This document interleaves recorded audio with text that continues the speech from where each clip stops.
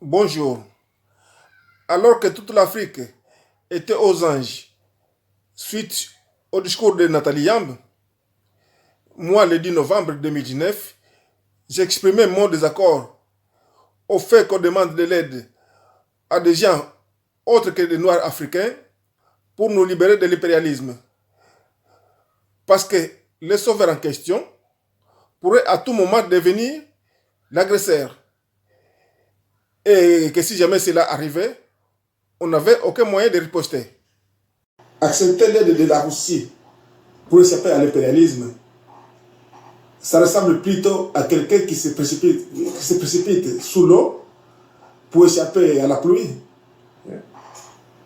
Accepter l'aide de Saint-Pierre pour échapper à Saint-Paul, mais c'est bonnet blanc bonnet. C'est comme un sanglier qui fuit un lion et se réfugie auprès d'un hippopotame. Hippopotame qui n'a pas la réputation d'un prédateur, mais qui se montre agressif de temps en temps. Donc tout dépendra de l'humeur du pachyderme, qui pourra aussi bien le protéger en repoussant le prédateur que lui rajouter une couche. Et le sanglier n'a aucun moyen de riposter si jamais l'hippopotame décide de décharger. Faire appel à Saint-Pierre, Saint-Jacques, Saint-François, etc., c'est vraiment un dernier recours. Mais est-ce qu'on a épousé tous les autres? Est-ce qu'il n'existe pas un Saint Ndombele quelque part? Il n'y a pas un Saint Mamadou, une Sainte Fatoumata, un Don Vumbo. Et parmi les Saint-Pierre en question, il y a la Chine. Maintenant, il faut aussi analyser géopolitiquement que la Russie et la Chine ne sont pas les pires ennemis. Ils peuvent être des concurrents sur un certain nombre de terrains, notamment l'Afrique, ça va être le cas d'ici très peu de temps. Mais il y a la dynamique aussi du monde multipolaire dont parle mon camarade et ami, l'intellectuel russe, conseiller des autorités russes, Alexandre Dugin, excusez-moi, et qui parle de cette nécessité que, dans cette volonté de briser l'hégémonie d'un seul bloc, que chacun puisse être capable de se donner la main pour avancer. Donc la Russie et la Chine sont concurrents sur certains aspects, mais ils ont aussi des intérêts convergents sur un certain nombre de points, et ils préféreront favoriser les uns et les autres que favoriser l'Occident, c'est évident. Tout partenaire qui viendra avec le respect, nous respecter, un respect digne de ce nom. Lorsqu'ils vont respecter les Africains, nous l'accueillerons, que ce soit la Chine, que ce soit la Russie, nous l'accueillerons. Voilà le message que nous voulons faire passer. Les événements m'ont donné raison à Valère. L'hippopotame a chargé et le sanglier est désemparé.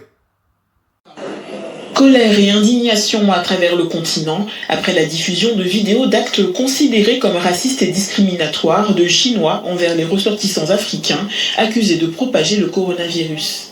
Certains ont été délogés, expulsés de leur domicile, arbitrairement mis en quarantaine et sont contraints à des tests de dépistage massif de la maladie. Votre patron ou votre propriétaire vous appelle pour vous dire qu'après ce contrat, ils ne pourront plus vous en donner aucun autre et que vous devez quitter la maison. Et vous leur demandez pourquoi et ils vous répondent que c'est le gouvernement qui leur met la pression pour ne pas laisser les Noirs continuer à vivre dans leur maison. Mohamed est un étudiant guinéen à Ganzou. Il affirme que les Africains sont toujours traités différemment, même ceux qui portent une attestation de dépistage négatif fournie par les autorités locales. Le problème, ce n'est pas l'attestation, ce sont les mentalités. Nous avons vu en Chine, ils sont passés aux actes, à chasser les Africains. Les Africains ne pouvaient plus avoir accès à leur chambre, à leur appartement. Ils ne pouvaient même plus aller acheter dans des supermarchés, ni aller même se soulager dans des restaurants. En Chine, et McDo y a, tenez-vous bien, McDo Chine y a participé. Voilà. En ce qui concerne la situation de notre peuple en Chine, notre peuple est traité comme un peuple de sous-hommes, comme un peuple de rats. La première chose que je vais dire à notre peuple, c'est que ça fait 20 ans que nous disons que partout où notre peuple est installé, il est en guerre. Mais j'ai l'impression que chez certains ça rentre et il y a d'autres personnes chez qui ça ne veut pas rentrer. Ça fait 20 ans que nous disons que partout dans le monde, notre peuple vit une hystérique oppression à cause de la couleur de sa peau. Et ça, c'est un problème fondamental qu'il est nécessaire de rappeler. Et donc, je dis aux nôtres, Je le répète plus que jamais, il n'y a que parmi les nôtres que nous pourrons éviter ce genre de problème. Et moi, je vous le dis aussi très clairement, je suis fatigué, je vous le dis comme je le pense, fatigué de voir que notre peuple partout se fait maltraiter. Je suis fatigué de ça. D'accord? Je suis fatigué de ces images, de voir des Noirs se faire brutaliser partout. Je suis fatigué de ça. En vacances où, non, ces gens-là ne nous aiment pas. Partout, et quand je dis ces gens-là, je ne parle pas que des Chinois. Partout dans le monde, il n'y a personne qui aime les Noirs. À quelques exceptions près, je vous le dis comme je le pense. Comme le dit Kémy Séba lui-même, l'acteur du sommet Russie-Afrique, les Africains sont considérés comme des sous-hommes. Et on ne les aime pas, et c'est partout dans le monde. Alors, comment peut-on attendre que quelqu'un qui ne nous aime pas nous aide à nous en sortir? Au contraire, il fera tout pour nous maintenir à la place des sous-hommes.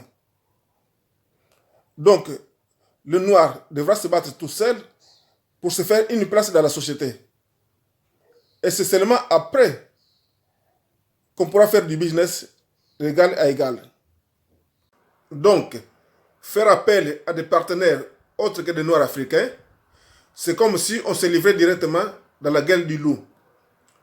La rencontre de Sochi, pour moi, mérite plus l'appellation de Afrique en promo que des sommets Russie-Afrique. Est-ce que Kémy Séba n'est pas en train de vendre l'Afrique involontairement? Est-ce qu'il n'est pas en train de détruire tout ce qu'il a construit, tout ce qu'il a donné l'espoir aux Africains de devenir indépendants? Si vous avez le choix entre le paternalisme français et le paternalisme russe, sans langue de bois, vous choisirez lequel? Pour moi, je répète ce que j'ai dit dans le discours, c'est bonnet, blanc, blanc, bonnet. Donc, non, je ne s'agis de personne. Il faut bien mourir. Quitte à mourir, il faut mourir de quelque chose. Mourir en me battant moi-même. Donc pour moi, le Messie de l'Afrique, c'est l'Afrique. Et l'Afrique est l'Africain lui-même.